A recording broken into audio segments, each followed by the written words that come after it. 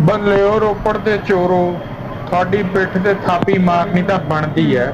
SSP ਵਾਲੀ ਸੜਕ ਦੇ ਉੱਪਰੋਂ ਹੀ ਆਹ ਵਾਈਟ ਪੱਟੀ ਦੇ ਉੱਪਰੋਂ ਲਾਈਟਾਂ ਲਾ ਕੇ ਲੈ ਗਏ। ਕਮਾਲ ਦੀ ਗੱਲ ਹੈ ਬਾਈ, ਜਮਾ ਹੀ ਡਰ ਹੈ ਨੀ। ਐਸਐਸਪੀ ਦਫ਼ਤਰ ਨੂੰ ਜਾਂਦੀ ਆ ਆਹ ਸੜਕ, ਇਹਦੇ ਕੋਲ ਹੀ ਬਿਲਕੁਲ ਐਸਐਸਪੀ ਦਫ਼ਤਰ ਹੈ। ਆਹ ਲਾਈਟਾਂ ਉਰੇ ਤੱਕ ਤਾਂ ਠੀਕ ਹੈ, ਇਹ ਤਾਂ ਸਮਝੇ ਦੂਰ ਸੀਗੀਆਂ। ਆਹ ਤਾਂ ਹੁਣ ਆਹ ਲਾਈਟ ਦੇ ਬਾਅਦ ਸਮਝ ਲਓ ਐਸਐਸਪੀ ਦਫ਼ਤਰ ਦੇ ਕੋਲੇ ਪਹੁੰਚ ਗਏ ਆਪਾਂ।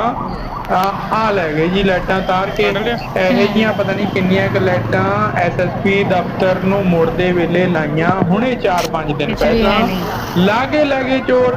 ਕਮਾਲ ਦੀ ਗੱਲ ਹੈ ਬਾਈ, ਵਾਕਈ ਪਿੱਠ ਤਾਂ ਥਪਥ ਪਾਣੀ ਬਣਦੀ ਹੋਈ ਹੈ। ਚੋਰਾਂ ਦੀ ਤਾਂ ਹੁਣ ਗੁੱਡੀ ਓਕੇ। ਅਸਮਾਨੀ ਚੜੀ ਵੀ ਹੈ ਬਾਈ, ਪੁਲਿਸ ਦਾ ਡਰੇ ਨਹੀਂ ਹੈ। ਐਸਐਸਪੀ ਦਫ਼ਤਰ ਦੇ ਸਾਹਮਣੇ ਤੇ ਲੈ ਗਏ।